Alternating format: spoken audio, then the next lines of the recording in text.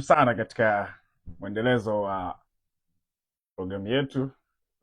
Karibu sana sana sana sana, nikaribishe sana katika mwendelezo wa programu yetu. Yes, tumeanza programu yetu jana na leo tuko day 2, siku 12 za kufanya mindset transformation. Leo tuko day 2. Programu yetu tunasema jinsi ya kutajirika. Jinsi ya kutajirika kupitia mradi wa kuku na bustani. Jinsi ya kutajirika kupitia mradi wa kuku na bustani. Safari ambayo inaanzia nyumbani. Safari ambayo inaanzia nyumbani. Safari ambayo inaanzia nyumbani. Okay, leo ni day 2. Leo ni day 2 out of 12.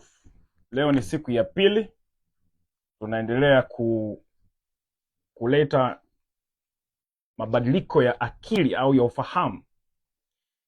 Nikukaribisha sana na naamini uko salama kabisa na hongera sana kwa mapambano. Jana tulikuwa tunaanza kuangalia utangulizi wa msingi wa mafanikio. Na tulijaribu kuangalia baadhi ya mambo ambayo naamini kama umeweza kuyapitia yatakuwa yamekusaidia. Kwa hiyo ambaye ndio mara yako ya kwanza kabisa kwa sehemu ya darasa letu, karibu sana. Na hapa sisi tunaamini kwamba tuna nafasi kubwa ya kufanikiwa. Hili ni darasa la watu ambao wanaamini wanaweza kufanikiwa tena kwa kiasi kikubwa. Unajua maisha yakiwa magumu, kuna vitu vingi sana unaweza kuwa unawaza. Ni kama leo ukiwa unadaiwa kodi shilingi 100,000 au shilingi 50,000, unaweza ukadhani kwamba uwezo wako ni mdogo sana. Unaweza ukafikiri kwamba huwezi kufanya mambo makubwa. Watu wengi sana wamefanya maamuzi kwa kile wanachokiona kwa macho yao. Watu wengi wamefanya maisha ni sawa na kile ambacho kinatokea sasa hivi katika maisha yao. Sasa naomba nikutie moyo kitu kimoja ambacho watu wote waliofanikiwa walikuwa wanaona kinachotakiwa kuwa, sio kilichopo sasa hivi. Hiyo ndio kanuni ya watu waliofanikiwa. Kwa sababu mtu yeyote ambaye ana uwezo wa kuona miaka 3 ijayo, ana uwezo wa kuona mwaka mmoja ujao, anaweza tu kuona kesho. Yaani anaweza kuishi kesho leo. Huyu anafanya kazi na Mungu. Na kumbuka, huku duniani kuna kitu kinaitwa principles and law of life. Kuna kitu kinaitwa kanuni na sheria za maisha. Sasa kanuni na sheria za maisha zinafanya kazi kwa mtu yeyote anayeweza kuziishi. Sasa hii ni moja kati ya kanuni ya mafanikio, kwamba uwezo wa kuona kesho ukiwa leo, uwezo wa kuona miaka 3 ijayo ukiwa leo, uwezo wa kuona miaka 10 ijayo leo, utakuwa na furaha, utakuwa na hope, tumaini kubwa sana, kubwa sana. Sasa shida inayotokea, mindset ya kimaskini ni ya kuona hapa, ni ya kuona kwamba sasa hichi kiuchochoro mimi nitakifanyia nini? Ningekuwa na kwangu ningeanzisha mradi, ningekuwa na bustani ningekuwa na kwangu ningeanzisha bustani. Unaona mindset ya kimaskini? Na hiyo ndio kutafuna. Naomba nikwambie tu ukweli. Unateseka sasa hivi kwa sababu ya hali ulionayo, unaiona kama itabaki hivyo hivyo. Bwana, wewe ni mtu mzima. Hebu fikiria kwa mfano, miaka 3 iliyopita ulikuwa wapi? Miaka 10 iliyopita ulikuwa wapi? Kwa nini usiamini miaka 3 ijayo utakuwa mtu wa tofauti? Kwa nini usiamini miaka 10 ijayo utakuwa mtu wa tofauti? Mimi nimeingia Arusha 2015. Nilichokuwa nakiamini kwamba ahazi wa miaka 10 ijayo anaamliwa na ahazi wa leo. Kama nitasema mimi nimekuwa houseboy, mimi ni houseboy, mimi nitafanyaje sasa, maisha ndio haya na nini, na anayejali. Lakini nilikuwa nafanya kazi nikiamini kwamba kuna siku moja mimi ni Ahazi mwingine, kwa sababu version ya Ahazi wa sasa hivi sio version ya Ahazi wa siku 10 zijazo, wa miaka 10 ijayo. Asa lazima umuone unayemtaka wa miaka 10 ijayo sasa hivi. Hiyo ndio tunaita imani, na ndicho Mungu anachokitaka. Anataka sawa, sasa hivi unahangaika kulipa kodi, haina shida. Watoto wako na struggle kwenda kwenye shule ambazo unatamani wasome, unahangaika, biashara haikui. Shida sio kwamba biashara haikui, shida ni kwamba unaona biashara yako ikienda wapi. Kwa nikupe siri, hatua ya kwanza ni kuanza kuona miaka 10 ijayo, kuanza kuona miaka 3 ijayo, kuanza kuona kesho. Hiyo ndio hatua ya kwanza ya mafanikio. Kwa nini hiyo ndio hatua ya kwanza? Ni hatua ya kwanza kwa sababu, kwa mfano sasa hivi ukiwa unaona kesho, kuna jinsi utajiweka maandalizi kwa ajili ya kesho. Sasa hivi ukiwa unaona tumbo, unaona njaa inauma, ukishashiba unaridhika. Sasa uwezi ukashiba miaka 10 ijayo, uwezi ukashiba miaka 3. Ndio maana unakuta kila saa uko active, kazi. Mimi kinachonisukuma niendelee kuja kuongea na wewe, kwa sababu nimesha kuona wewe miaka 5 ijayo unaenda kuwa mtu wa tofauti. Mimi sijali sasa hivi unapitia hali gani, nachojali wewe ni kwamba sasa hivi si umeshaiona. Sasa hivi unapitia maisha magumu, si umeshaona. Kinachotakiwa ni kwamba unaona nini miaka 3 ijayo, unaona nini miaka 5 ijayo. Kuna statement moja anasema, pasipo maono watu waacha kujizuia. Ukiona mtu yuko careless, hajali muda, hajali pesa, hajali watu, hana kesho. Yaani huyu hana kesho. Na ukishakuwa huna kesho, huna maisha.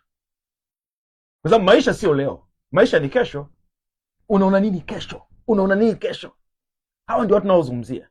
Ndio maana programu yetu iko very clear, jinsi ya kutajirika kupitia mradi wa kuku na bustani, safari inayoanzia nyumbani.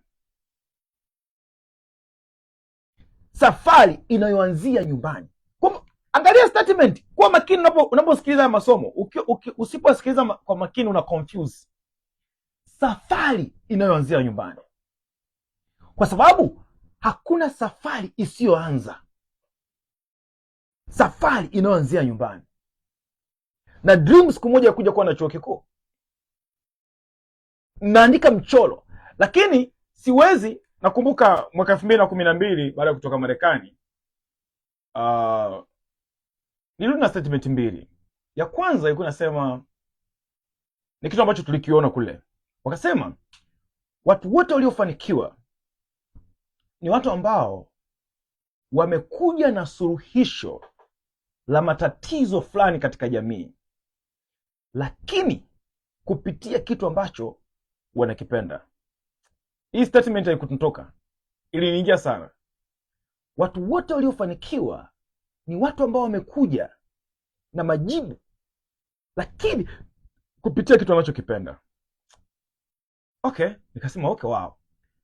Statement ya pili ilisema hivi. Statement ya pili inasema, dream, nitaitafsiri. Dream is not something you are waiting for. It's something you are working for. Ndoto sio kile kitu unachokisubiri, ni kitu unachokipigania. Nikasema okay. Kumbe ilinipa kuwaza tofauti kabisa kuhusu maisha. Na kwa kipindi kile kwanza nirudi chuo na niendelee na maisha mengine, na ile picha ilikuwa inatoki kwamba ndoto sio kitu unachokisubiri, ni kitu ambacho unachokipigania. Sasa swali linakuja, kwa nini kuna nguvu kubwa sana ya kuiona miaka 3 ijayo? Kuna nguvu kubwa sana ya kuona utajiri wa miaka mingapi ijayo? Utakuwa unapigania, kwa sababu hautapata kitu ambacho hujakiona na hautapata kitu ambacho hujajiandaa nacho. Sasa ina maana cha kwanza tunaona, kwanza tunataka tuende wapi? Ni kweli leo nateseka, sina uhakika wa kupata 500,000 kwa mwezi. No problem, haina shida, lakini ninajiandaaje kuipata hiyo 500,000 kwa mwezi siku moja? Kwa sababu kwa mfano sasa hivi unalipwa labda tuseme 1,500,000 kwa mwezi. Juzi ndio nimeona, nilikuwa naongea na mwanafunzi wangu mmoja mpaka nikashangaa.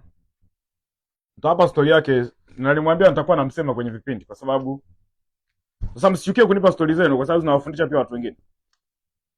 Analipwa 1,500,000 kwa mwezi.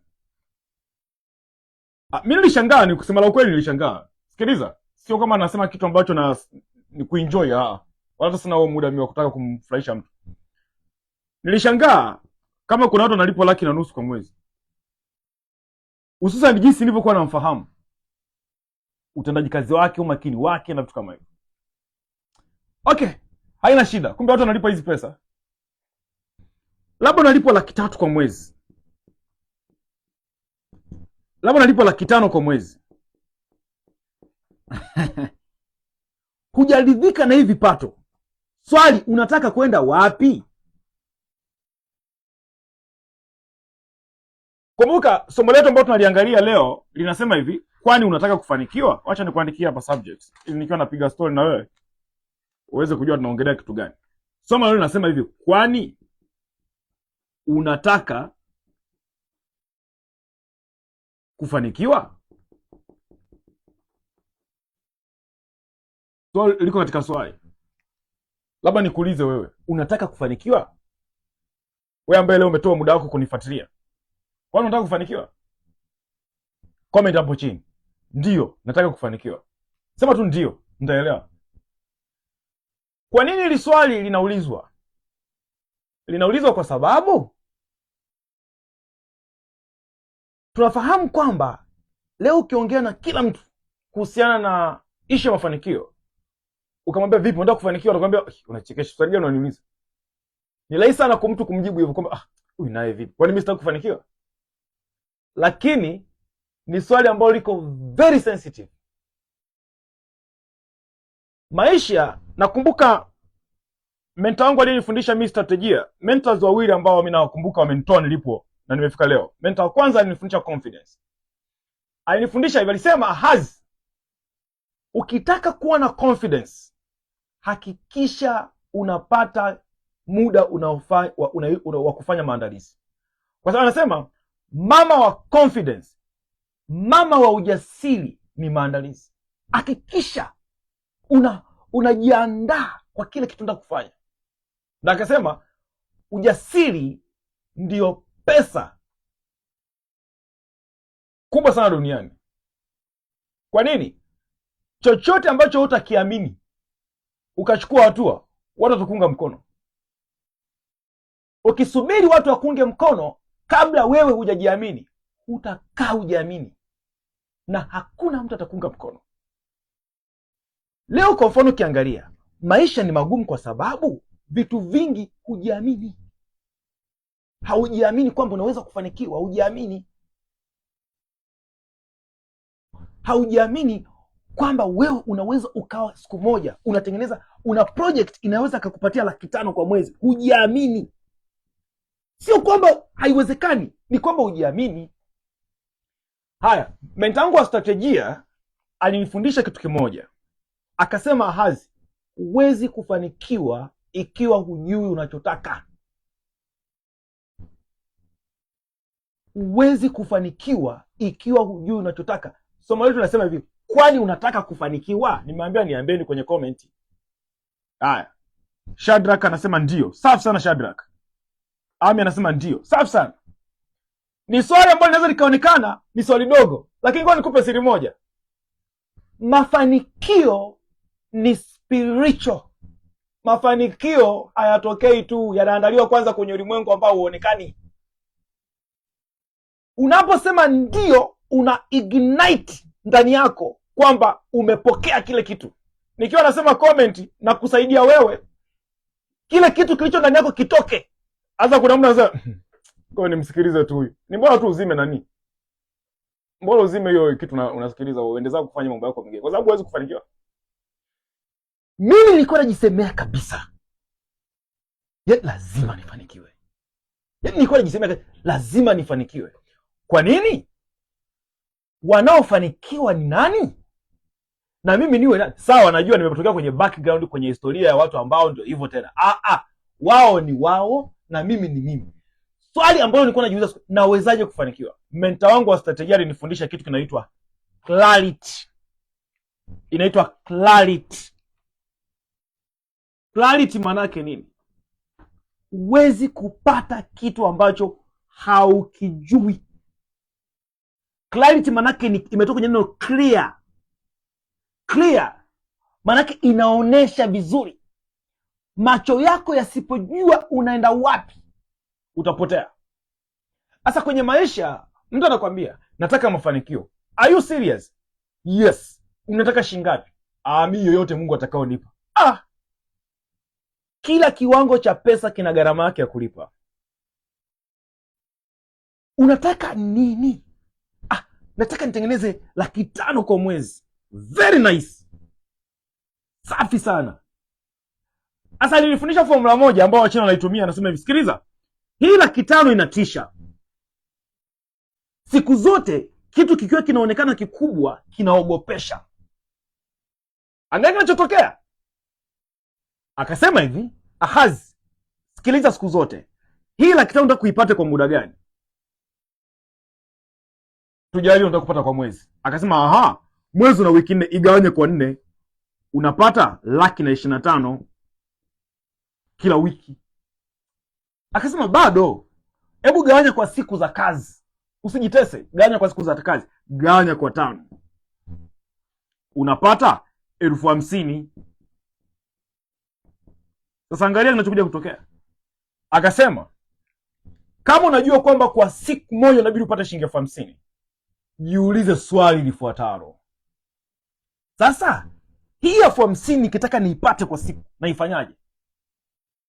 Akanifundisha kitu kimoja ambacho kilibadilisha kila kitu maisha yangu. Akasema, sikiliza. Hii 50,000 usijiulize wewe unapenda, pima kiwango chako cha stress. Ngoja niulize swali. Hivi mmeshawahi kupima viwango vyenu vya stress? Safi sana, mmesema ndio. Sikuwa nimeona jamani. Wacha niwape shout out kwa sababu hiki ndio kitu ambacho nataka niwaambie ndio siri ya mafanikio. Usiposema, usipo declare. Ngoja niwafundishe kidogo mambo ya kiroho. Unajua kuna hivi vitu tunahangaika, tunaongea watu hawafanikiwi kwa sababu moja. Hamjajua siri. Siri ya mafanikio imefichwa kwenye ulimwengu ambao huonekani. Uzima na mauti vipo kwenye uweza wa ulimi. Ulimi lazima utamke, nataka kufanikiwa. Lazima utamke, mimi ni mshindi. Lazima utamke, mimi ni shujaa. Sasa hivi unapitia kwenye hali ngumu. Ila hali ngumu inaondoka kwa kutamka kwanza. Nikisema hivi, sema ndio kama nataka kufanikiwa. I mean it. Naelewa unachokisema. Sasa angalia, safi sana. Wote mmesema ndio, safi sana, na nimefurahi. Nimefurahi mno. Mliandika ndio kwa sababu mtapokea na mpokee. Sikiliza. Wow, umenisaidia rafiki yangu. Kumbe inaonekana nataka mahela mengi au? Bwana, ni 25. Poa. 25,000. Sasa angalia kinachokuja kutokea. Alinifundisha kitu kimoja. Ukitaka kufanikiwa kwenye maisha, lazima uelewe kiwango chako cha stress. Kiwango chako cha stress kinamaanisha nini? Kiwango chako cha stress kinamaanisha kwamba una uwezo wa kuhandle, una uwezo wa kuwahudumia wateja wa namna gani na kwa wingi kiasi gani. Nikupe mfano.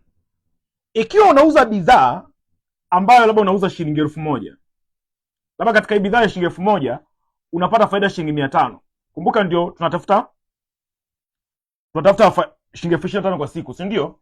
Manake unahitaji wateja wangapi ili uweze kupata 25,000 kwa siku? unahitaji wateja 25. Umeona kinachotokea? Sasa tunakuja kujiuliza swali, kama utahitaji wateja 25 na mtu mwingine akawa na bidhaa ambayo anaiuza shilingi, labda tuseme shilingi 5,000, huyu anahitaji wateja 5, huyu anahitaji wateja 25. Unaona tofauti? Sasa swali linakuja, kupata wateja 25 kwa siku na kupata wateja 5 kwa siku, ipi ni rahisi? Naomba nimwandike kwenye comment. Naomba nirudie tena, na mwandike kwenye comment. Kupata wateja 25 watakao kupa 1,000 kila siku, na kupata wateja 5 watakao kupa 5,500, ipi ni rahisi?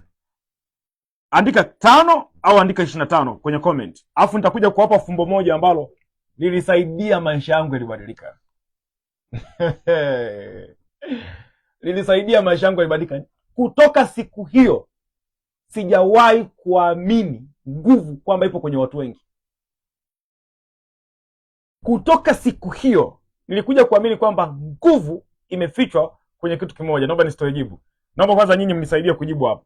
Alafu mkisaidia kujibu nitakuja kuwaletea siri moja nzito sana. Siri moja.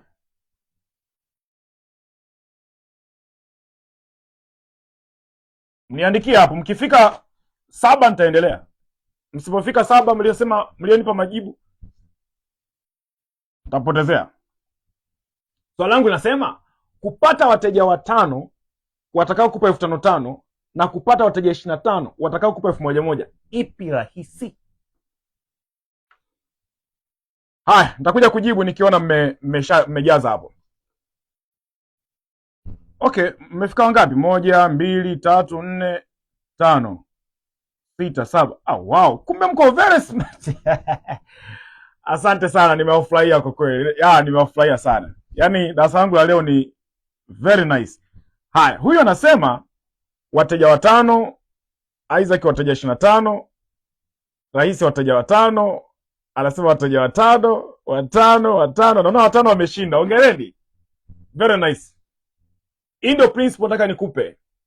Naomba utoke nayo na umuombe Mungu kila siku akueleweshe uelewe. Siku zote ukiwa unajitafuta, hiyo unataka watu 5 au 25, naomba nikufundishe kitu hiki kitakusaidia. Ukiwa unajitafuta, hakikisha una uwezo wa kuhudumia watu wachache, lakini wana uwezo wa kukupatia pesa nzuri. Naomba nirudie. Ukiwa unaanza kujitafuta, hii ndio kanuni ya maisha. Hudumia wateja wachache wanaoweza kukulipa pesa nzuri. Manake ni hii hapa.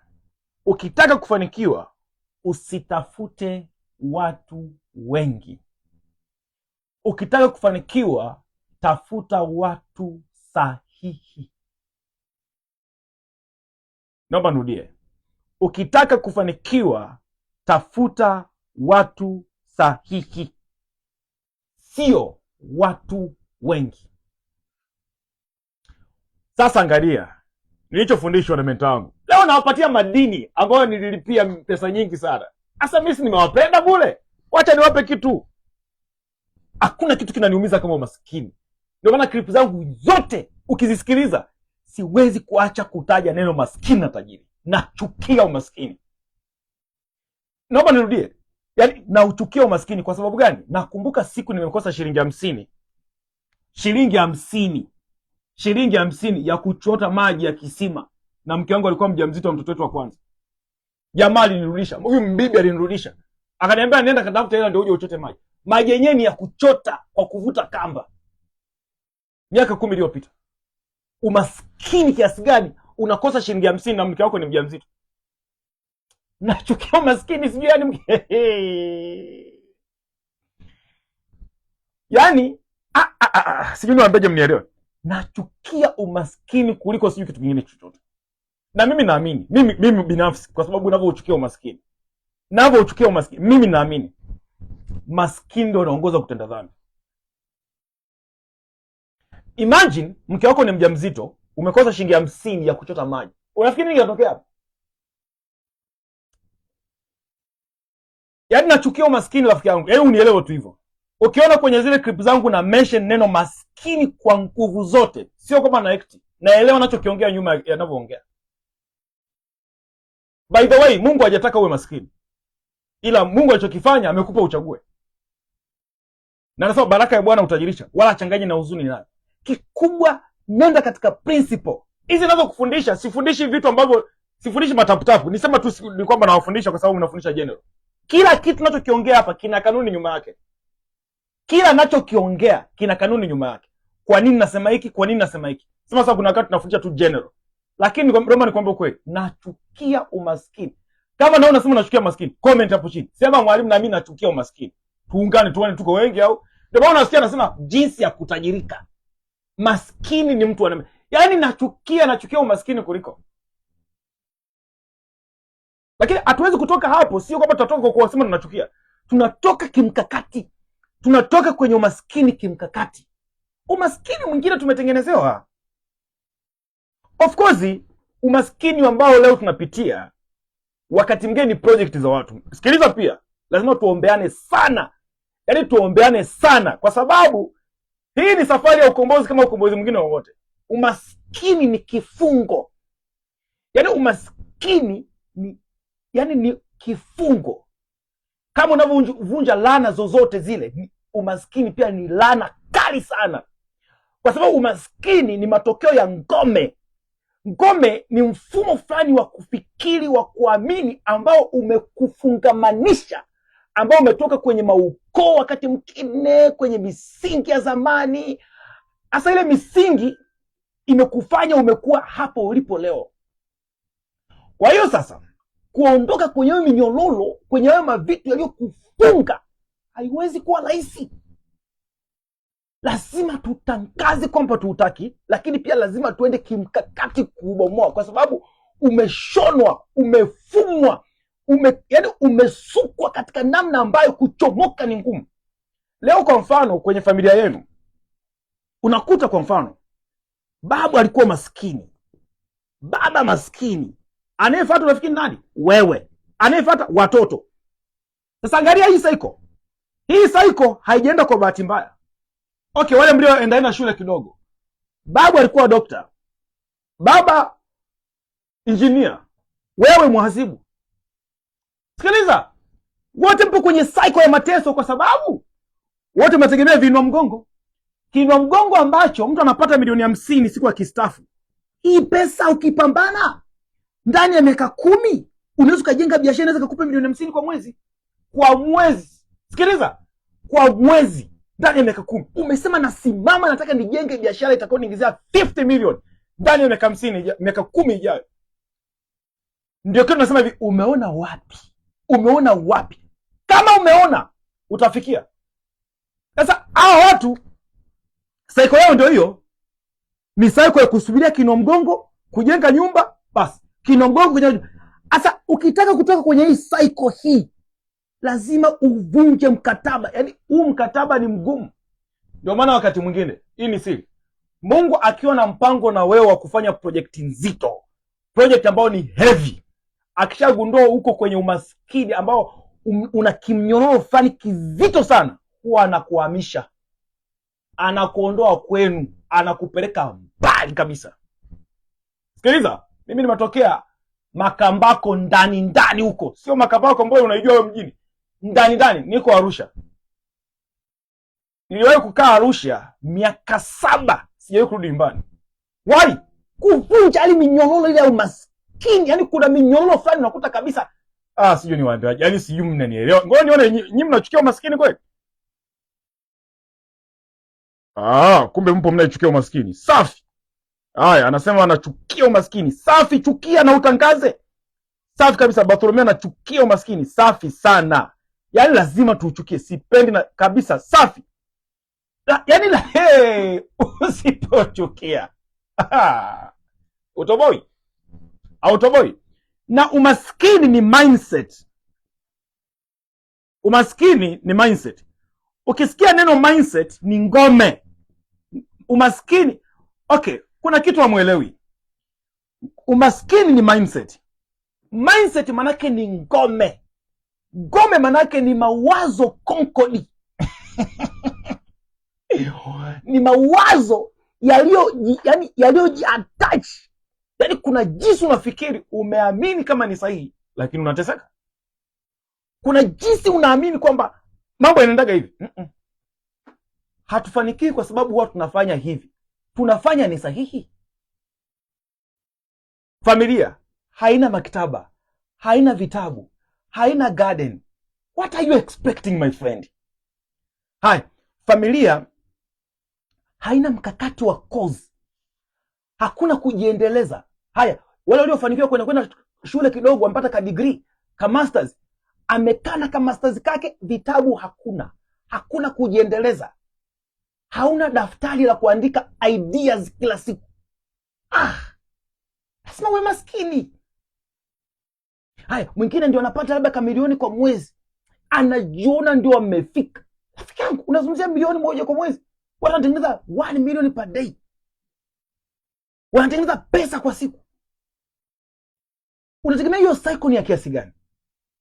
Sasa hivi tupo kwenye ulimwengu wa teknolojia, ulimwengu wa kasi, ulimwengu wa speed. Tunategemea kwamba kwenye ulimwengu tulionao sasa hivi watu ambao wanafanikiwa wanabidi wafanikiwe kwa kiasi kikubwa mno, kwa sababu mambo mengi yamerahisishwa.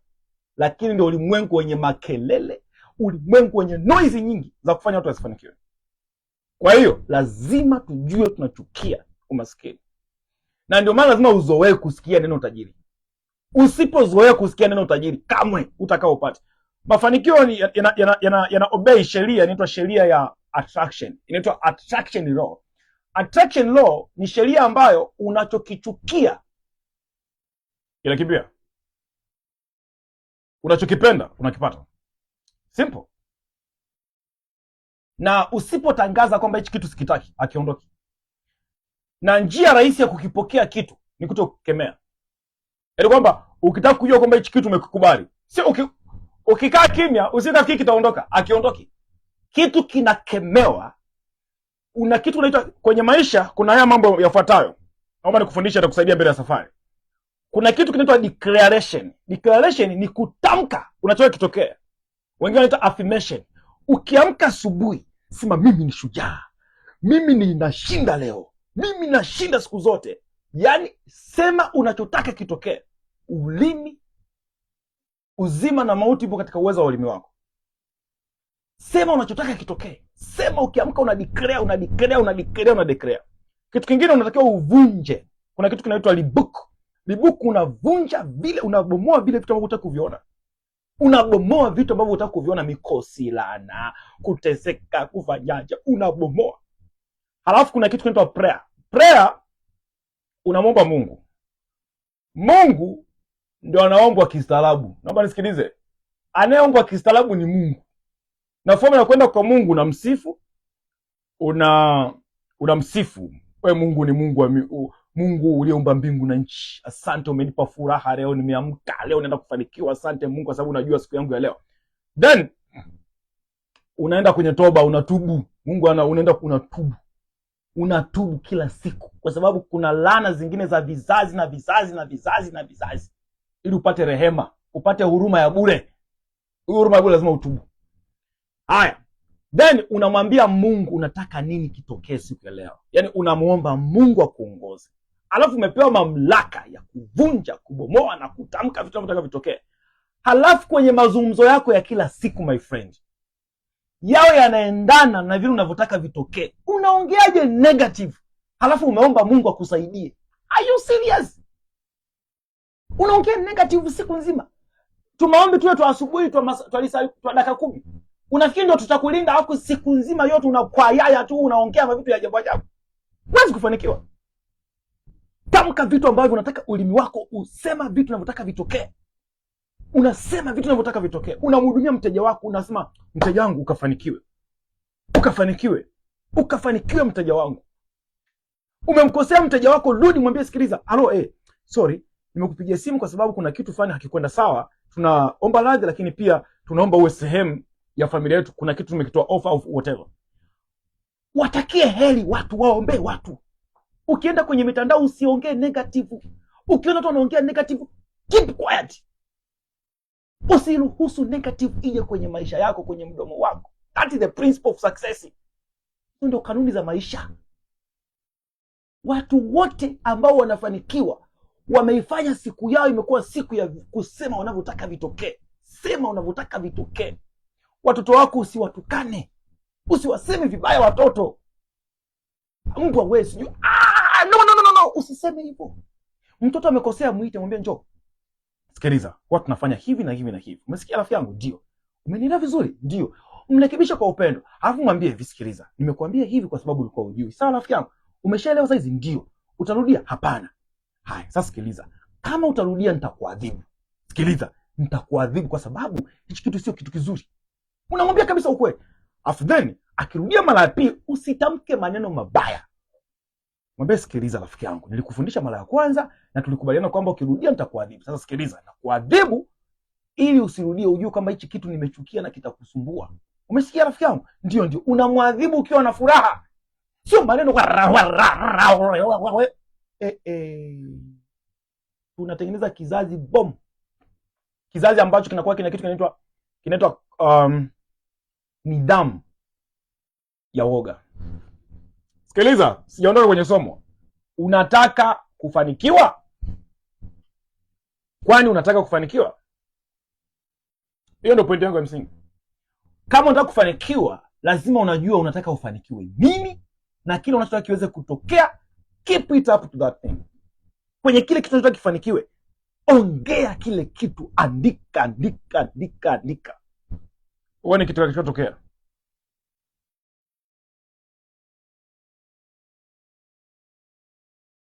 Okay, sawa. Nashukuru. Isaac anasema nakutakia heri kwa maneno yako unayoyasema. Mungu akulinde. Amen.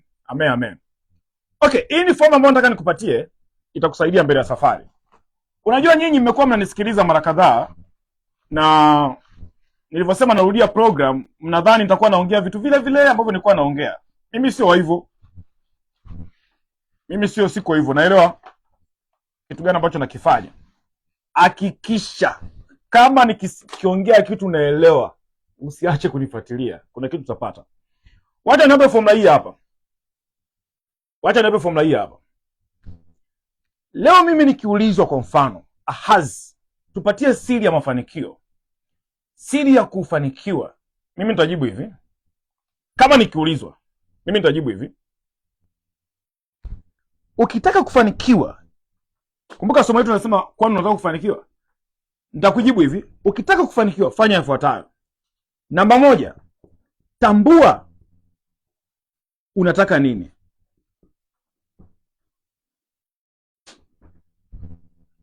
Cha kwanza, hapa lazima uwe very serious. Unataka nini? Unataka nini manake nini? Unaona wapi? Kama ni mambo ya pesa, unataka shilingi ngapi? Kama ni mambo ya pesa. Kama ni biashara, unataka biashara yenye sifa gani? Hicho ni kitu cha kwanza. Kwa hiyo nitakwambia hivi, tambua unataka nini. Unataka nini kiweze kutokea baadaye. Sawa? Namba 2, chukua hatua haraka. Hii ndio siri ambayo ni kubwa sana. Chukua hatua haraka. Alafu sasa nitakwambia hivi. Namba 3. Sasa hii namba 3 inaweza kuwa namba 2 lakini whatever. Tafuta watu 4. Hawa hapo. Tafuta watu 4. Basi usitafute watu wengine wasizidi 4. Namba 1. Tafuta mtu anaitwa mentor. Mimi najua nafundisha watu wazima. Usitafute walimu. Naomba nirudie. Usitafute walimu. Wewe umeshachelewa. Ukiwa na miaka 35 plus, hauhitaji kufundishwa tena. Of course ni kama na miaka 30s ukiwa na miaka 30, kwa sababu umri wa kujifunza ni miaka 20. Ni kati ya miaka 10 na umri wa kujifunza mwisho ni miaka 20. Naomba nirudie vizuri, hii hajakuelewa au haijakuingia. Umri wa kujifunza ni 20s. Umri wa kucheza cheza ni 20s. Yaani kuanzia miaka hiyo 10 hiyo na miaka 20. Basi. Unatakiwa uwe na walimu wa kutosha kwenye miaka ya 20s na 90s. Hii miaka ya 10 na 20. Ukishafika 30, my friend, ukishafika 30 unaitwa sio umri wa kujifunza na sio umri wa kucheza cheza tena, sio umri wa kuotea tena, ni umri wa kuchukua hatua na kusonga mbele. Sasa ukiwa kwenye 30s usitafute walimu. Walimu watakuchelewesha. Naomba nirudie, walimu watakuchelewesha. Unajua kwa nini nasema walimu watakuchelewesha? Walimu siku zote wote duniani, hata mimi nikisema na kufundisha kama mwalimu, lazima ili aitwe mwalimu lazima awe na kitu kinachoitwa mtaala, au na kitu kinachoitwa textbook. Textbook ni vitabu. Kwa anakufundisha kulingana na kitabu kilivyoandikwa. Sasa angalia kosa lake ni nini? Kitabu kinaweza kuwa kilitungwa mwaka 1999. Alafu anakufundisha leo. Kitabu kinaweza kuwa kilitungwa miaka 3 iliyopita. Alafu anakufundisha leo. Unajua kitakachotokea? Kitakachotokea ni kwamba kama alichokufundisha ni outdated, ni kitu ambacho cha muda uliopita, maana yake amekuvalisha kitu ambacho kitakuslow speed ya kwenda kwenye mafanikio. Na ukishakuwa kwenye miaka 30 huhitaji kujua, unahitaji speed. Naomba nirudie. Kuna miaka ikifika huhitaji kujaribu. Kuna miaka ikifika huhitaji eti naelewa, najua. Unajua for what? Unatakiwa speed. Sasa tayari kama umepewa kitu ambacho, umefundishwa kitu ambacho kimefanya kazi, yani research yake imefanyika miaka 5 iliyopita, 10 iliyopita, ngapi iliyopita? Oho. Manake speed itakuwa ndogo.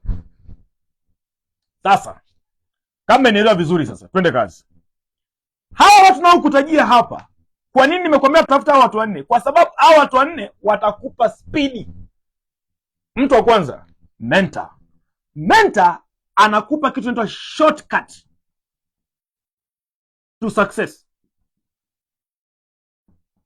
Kwa mfano, ukiwa unataka kufanya mradi wa kuku, nikikusikiliza tu dakika 2 najua sikiliza.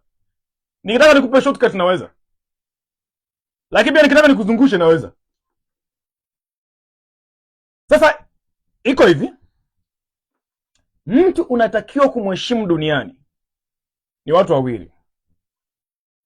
Mtu wa kwanza ni dokta, juu ya afya yako. Usije ukagombana na daktari, anakuua. Atakuchoma sindano kama anakufurahia, kumbe ndio anakupoteza. Mtu wa pili duniani ambaye utakiwi kucheza naye, ukifanikiwa kumpata mafanikio yale pale, ni huyu hapa, anaitwa mentor. Mentor anajua nini kinafanya kazi na nini hakifanyi kazi, nini kinafanya kazi slow na nini kinafanya kazi speed. Mimi nakumbuka wakati nimeanza kujifunza vitu vitatu mwaka 2020 ndio nilisema sitakuwa maskini. Cha kwanza ilikuwa maana ya biashara.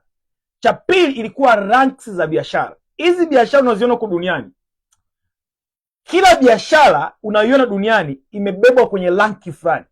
Kuna biashara ambazo ukifanya kamwe utakaa ufanikiwe, hata ukifanya miaka 50. Ni kwa sababu ya ranki zao, ziko ranki 6. Nikasema aha, safi. Ni biashara mbili tu zinaweza kumfanya mtu akawa tajiri, na nazijua. Kitu cha tatu kilikuwa ni mentorship program.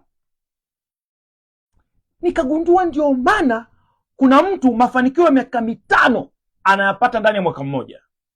Tofauti ni nini? Si kwamba hawa watu hawajui, wanajua wote, isipokuwa kuna mmoja na speed zaidi na mwingine hana speed. Nilichokuwa nakifanya mimi nikiwa niko kwenye program ya mentorship, nilichokuwa nakifanya, nilikuwa nanunua program ya juu zaidi, kwa sababu mentor, the more nakwambia hii program ni ya juu zaidi, ndivyo jinsi nakupa speed ya kufikia mafanikio zaidi. Nakumbuka mara ya mwisho nimenunua program premium, mpaka nikamuuliza mentor, kuna program nyingine? Akaniambia inaandaliwa. Nikamwambia sawa, siku mkiandaa mtaniambia. Lakini nikamaliza program zote. Nakwambia kitu ambacho uwe unataka uwe hutaki, ukikichukua unaenda kufanikiwa. Usipochukua utazurura huko duniani mpaka uone. Najua ninachokuambia. Sikiliza. Mentor anakupa shortcut to success. Shortcut to success ni nini? Inaitwa skills. Shortcut to success inaitwa skills. Skills maana yake nini? Skills maana yake inaitwa practical knowledge. Jamani, sijui mnanielewa kweli jamani ninachoongea. Wekeni hata maua basi, msiandike chochote, lakini mweke tu maua nijue kama mnanielewa. Nikiona maua nitajua mnanielewa. Sikiliza. Skills maana yake ni kitu kinaitwa practical knowledge. Yaani maarifa yanayofanya kazi. Sasa skills inaitwa hivi. Mentor ni nani? Ni mtu aliyepitia unachotaka kufanya. Kwa hiyo anajua kinachofanya kazi na anajua kisichofanya kazi. Ndio maana yeye akikwambia fanya, kafanya. Akwambia usifanye, usifanye. Ndio maana principle ya mentorship inasema hivi, inaitwa SLD. Ukijifanya mjuaji utoboi. Ukijifanya mjuaji usitafute mentor. Kwa sababu mentor hawanaga muda na mtu. Hawana muda na mtu kwa sababu ni gari kuwapata. Kwa ukijifanya mjuaji usitafute mentor. Pambana na hali yako. Kwa sababu mtashindana. Na atakuacha asubuhi na mapema. Nakumbuka mimi mwanzoni nilikuwa sijui. Mentor wangu alikuwa ukimpelekea visababu unajua nilienda hivi sio nini, bwana toa ripoti. Au unajua babu yangu alikuwa anaumwa, sio msiba babu yangu na bibi naye alifariki. Akasema siku ya kwanza nilisikiza, siku ya pili akasikiza, siku ya tatu akaniambia ukweli, akaniambia sikiliza. Umenilipa pesa. Sawa? Hujanilipa pesa ili niwe nasikiliza utumbo. Mpaka niniandaa kisaikolojia, akaniambia leo nataka nikwambie ukweli kabisa. Nataka nikwambie makavu live. Hujanilipa pesa ili unaniambia utumbo. Umenilipa pesa nikusaidie upate matokeo. Unasikia rafiki yangu? Hivi sababu vyote tunavyonipatia kila siku havinisaidii chochote. Zaidi vinanipotezea muda. Sasa leo ni siku ya 3. Nimeamua nikwambie ukweli kwa sababu kesho nitakuacha. Hujanilipa pesa ili uniambie vitu ambavyo havinisaidii. Sasa sikiliza, hii ndio kauli ambayo nataka ujue. Ukiwa na sababu hata iwe nzuri kiasi gani, haiwezi kulipa kodi. Ukiwa na sababu hata iwe nzuri kiasi gani, haiwezi kubadilisha maisha yako. Chochote unacholeta kinachoitwa sababu isiyo kupelekea kuchukua hatua inaitwa visingizio. Wewe sasa hivi una nguvu hiyo ambayo unaitumia kusema unajua mwezi ujao sijui kilikwenda, unajua sina hela, unajua sijui kilikwenda na nini. Akasema hivi, nguvu hiyo ambayo unaitumia wewe kuleta visingizio, babu yangu alifariki, sijui nikaenda kwenye msiba, sikufanya kazi, sijui kilikwenda.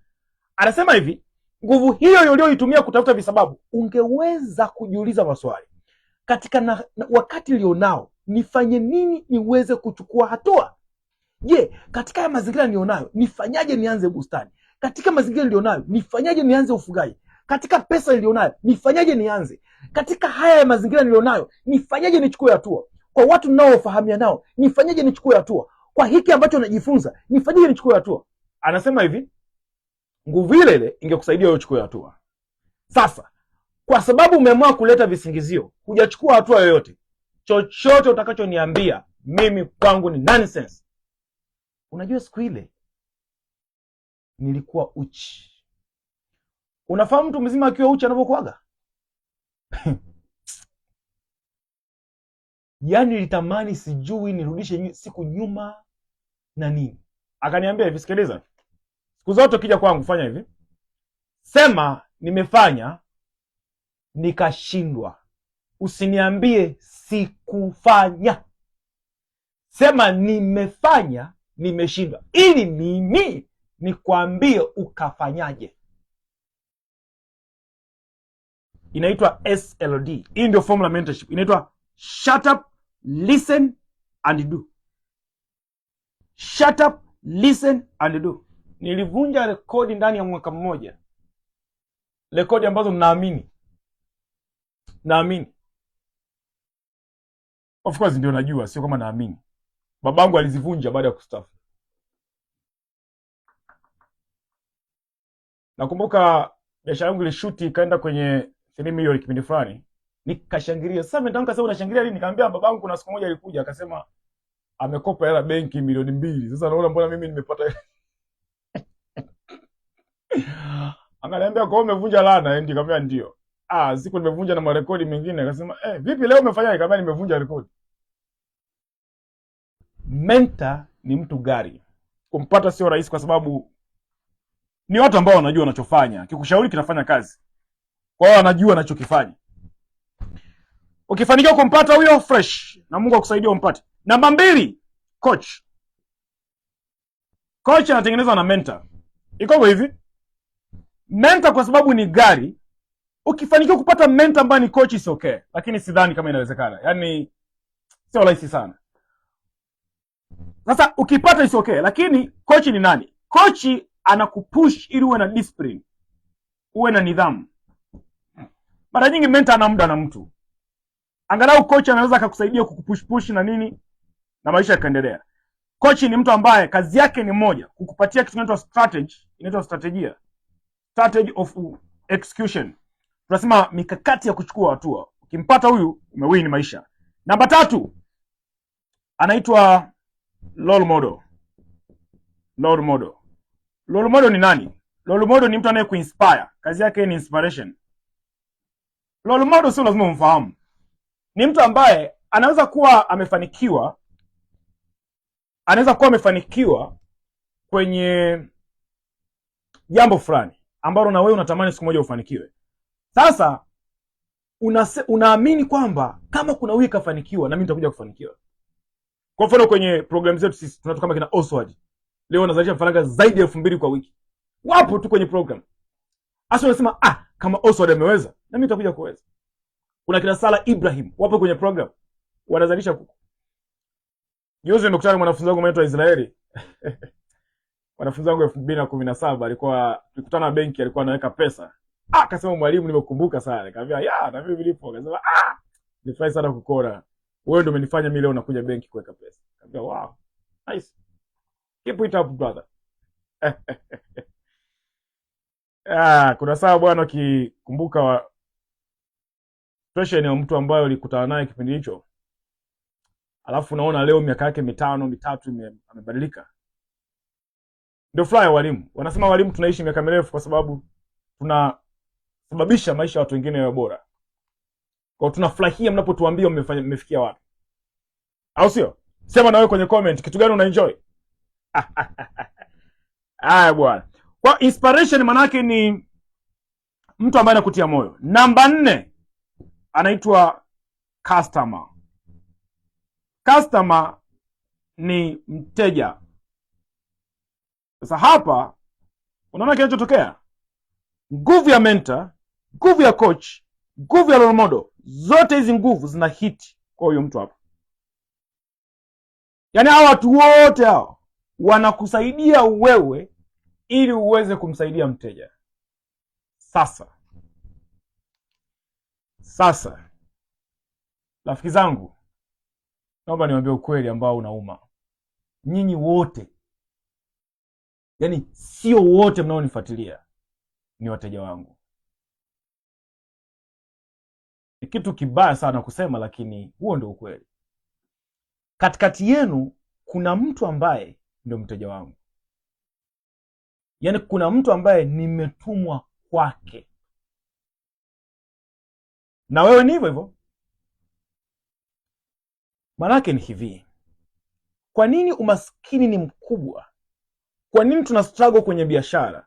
Ni kwa sababu unaweza kuwa una suluhisho zuri sana. Unaweza kuwa una bidhaa nzuri sana.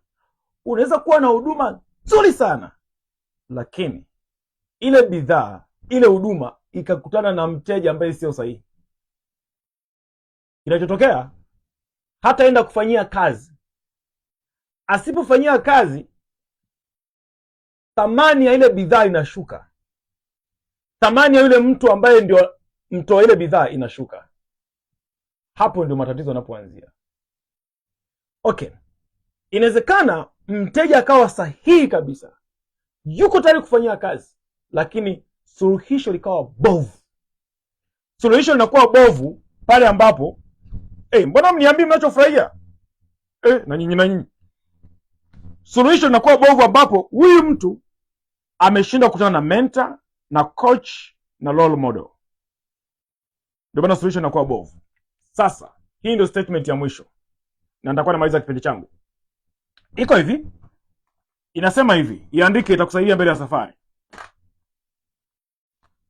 Ukikutana na mteja ambaye ni sahihi, wewe ni mtenda miujiza. Mtenda miujiza. Bali ukikutana na mteja asiye sahihi, wewe ni mpiga kelele.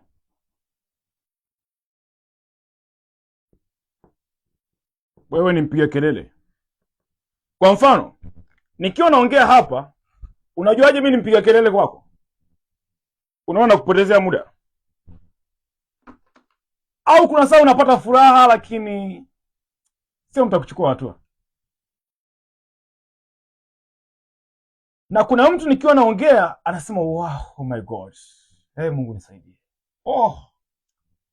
nachukua hatua sasa hivi, nifanye nini? Sasa mimi nikikutana na huyo mtu, tukakaa chini, tukastrategize, tukaweka mikakati, kinachotaka kutokea, muujiza unatokea.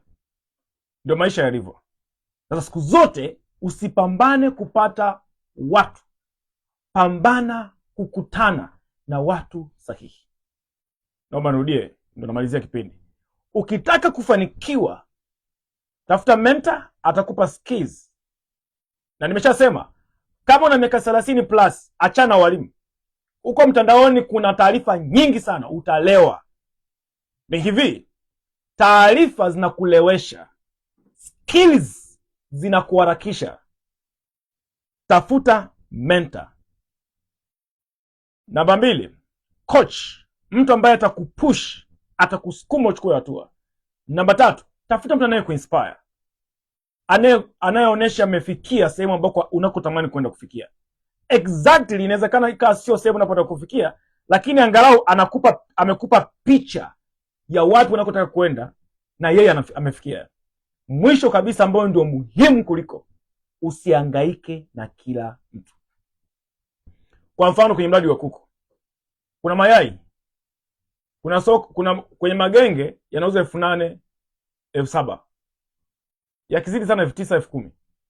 Ukiweza kupata mteja ambaye ni sahihi, anaweza kukupa 12,000 mpaka 15,000. Asa mteja sahihi ni nani? Inategemea wewe unamlenga nani. Haya yote tunajifunza kwenye programu zetu za kuku. Kwenye mboga, kwenye bustani, sisi kuna wateja ambao hata wakija na pesa huwa hatuwauzii mboga. Je, ni kosa? No, sio kosa. Kwa nini? Ukiwa na biashara ambayo inahudumia kila mtu, unakuwa maskini asubuhi. Kuna mtu anakuja, nataka za 300, nataka za 500. Mboga zile zile ambazo umeuza 300, kuna mteja anakuja kulipia shilingi 1,000. Kwa nini? Kuna wateja wa aina mbili siku zote kwenye maisha. Kuna wateja wanaonunua bidhaa, tunaita commodity customers. Ni wateja ambao siku zote wanataka bidhaa. Wao wanachotaka ni bidhaa, hawataki kujua ina sifa gani. Na kuna wateja wananunua kitu kinachoitwa value. Value manake ni thamani ya ile bidhaa. Ndio maana mboga ile ambayo unauza shilingi 300, mboga ile inauza shilingi 1,000 fungu. Huyu mteja ambaye anakuja kununua shilingi 1,000 ananunua sifa ya mboga, hanunui mboga. Ukiweza kuwapata hao wateja, wanakuspeed up kufikia kwenye mafanikio kwa haraka. Na hapo ndio tunapoanza kuachana kwenye maisha. Unakuta wote tunahudumia wateja, lakini tunapata pesa tofauti. Tunapata pesa tofauti sio kwa sababu tunafanya kitu cha tofauti, ni kwa sababu tumepata wateja ambao ni sahihi. Kama utakuwa umenielewa hapo, naamini kwenye somo langu la unataka kufanikiwa umeshaelewa kama kweli unataka kufanikiwa au unasindikiza wengine. Tofauti na hapo ni ngumu sana. Pointi yangu ya mwisho, wewe unataka kufanikiwa? Do you want to succeed? Unataka kufanikiwa? Okay, na good news. Are you ready to hear the good news? Uko tayari kusikia good news? Comment hapo chini ndio. Comment hapo chini ndio. Nikipata watu 5 nitawapa good news, then tutamaliza kipindi chetu. Ninapomalizia naomba niseme statement hii wakati nasubiria hizo good news zenu. Zikifika 5 andika ndio. Zikifika 5 ninawapa good news. Ngoja nimalizie hichi kipengele hapa, nasubiria good news. Nikishamaliza ninaweza kuwapa good news. Tunaposema je, unataka kufanikiwa, kuna tofauti kati ya ndoto na maamuzi. Kuna tofauti kati ya ndoto na maamuzi. Ndoto ni picha, maamuzi ni hatua unazochukua sasa hivi. Asa usichanganya madesa. Kwa hiyo tunataka kufanikiwa, tumeiona ndoto ya miaka 3 ijayo. Tunakwenda kuwa matajiri, tunakwenda kufanikiwa na nini? Haiji kwa kusema utakwenda una ndoto. Inakuja kwa kuchukua maamuzi leo. Hiyo ndio kanuni nataka uielewe. Ndoto haitimii kwa sababu una ndoto. Inatimia kwa sababu una uwezo wa kufanya maamuzi. Maamuzi ni hatua ndogo ndogo zinazokusukuma kuifikia ndoto yako. Ndoto ni picha kubwa ambayo unaiona siku moja inaweza kuja kutimia. Sasa tofauti kati ya watu wenye mafanikio na watu wanaohangaika kupata mafanikio. Watu wenye mafanikio wanaota mara moja, wanachukua maamuzi mara nyingi. Watu ambao hawafanikiwi wanaota kila siku, wanachola kila siku, kila siku wanawaza, kila siku wanafikiri, wanajikuta wameingia kwenye ugonjwa unaoitwa overthinking. Overthinking maana yake nini? Ni ugonjwa ambao unahama kwenye maamuzi, unaingia kwenye kuchanganyikiwa. Kuchanganyikiwa maana yake nini? Ukiwa unaendelea kutafuta taarifa tena na tena na tena, wakati hujachukua hatua, unalewa, unachanganyikiwa. Kwa nini unachanganyikiwa? Taarifa zina tabia moja. Leo kwa mfano ukisikia hichi kitu naweza nikafanya, ukasema okay, hujachukua hatua. Kesho tena ukasikia kitu kingine, nguvu ya kile kitu cha kwanza inapotea, inahamia kwenye kitu kingine. Mimi na wanafunzi ambao na experience nyingi sana. Unakuta mtu kakufuatilia leo, anakuambia nitachukua hatua baada ya mwezi, huwa hawarudi.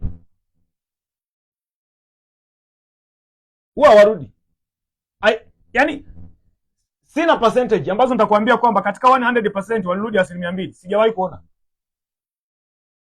Na niliconclude kabisa, nikajua kabisa mtu akiniambia nimekusikiza leo nitachukua hatua baada ya mwezi, huwa anajua kabisa yuko serious. Yaani ikiwa inakuumiza, ikiwa yaani ndio ukweli. Kwa sababu nikikwambia uongo utanisaidia nini mimi? Kwa nini? Iko hivi. Hatua ni emotion. Hii nguvu ikishapotea kuirudisha sio leo. Ahazi aliyefundisha leo na atakayefundisha kesho ni watu wawili tofauti kila kitu.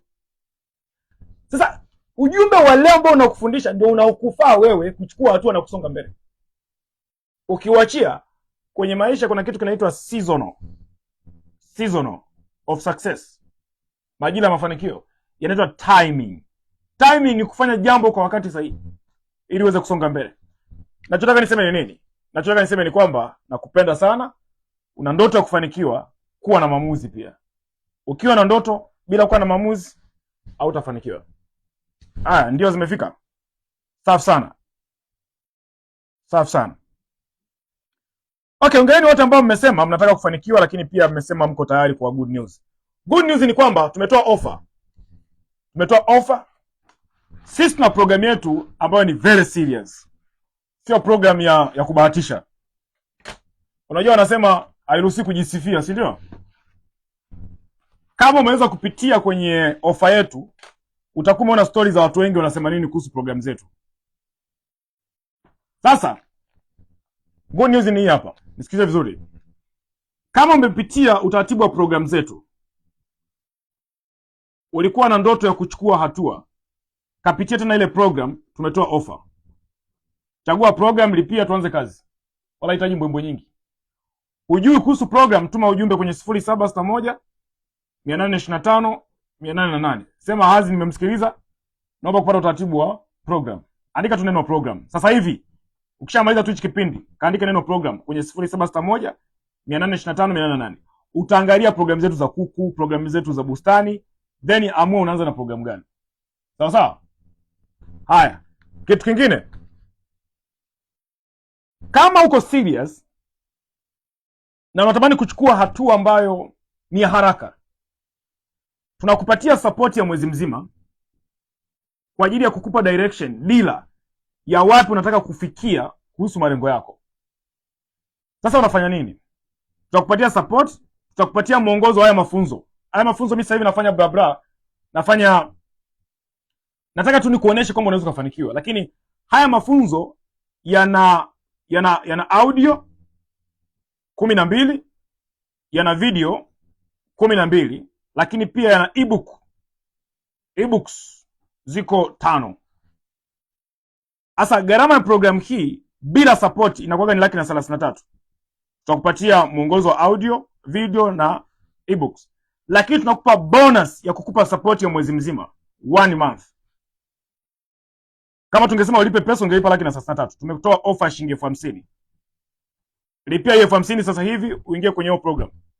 Tutakusikiliza, tutakupa deal, na kuanzia hapo tunaweza tukafikiri sasa tunaelekea wapi. So, kazi kwako. Unalipiaje? 0766 387914. Hiyo ni M-Pesa. Hujajua jinsi gani ya kufanya, tuma ujumbe kwenye hii namba hapo. Kisha baada hapo tutakupatia maelekezo zaidi. Otherwise, nikutakia heri. Nenda kwenye Instagram, comment kitu gani umejifunza. Lakini tutafurahi ukiwa mwanafamilia yetu. Tuna nafasi ya kufanikiwa. Haya masomo yanaendelea kwa muda wa siku 12. Leo tuko day 2. Safari inaendelea. Lakini chukua hatua ambayo nimekuambia, kwa sababu mambo yanaweza kubadilika na yasirudi kama vile ambavyo ungeweza kutegemea. 1 month offer ndio hiyo hapo. Chukua hatua na wewe uweze kuwa sehemu ya program. Mimi niwatakie heri. Waalike wengine, waambie saa 1:30 kila siku Mwalimu Hazi anakuwa Instagram live, na tutafanyia kazi kwa ajili ya channel zingine, lakini kwa sasa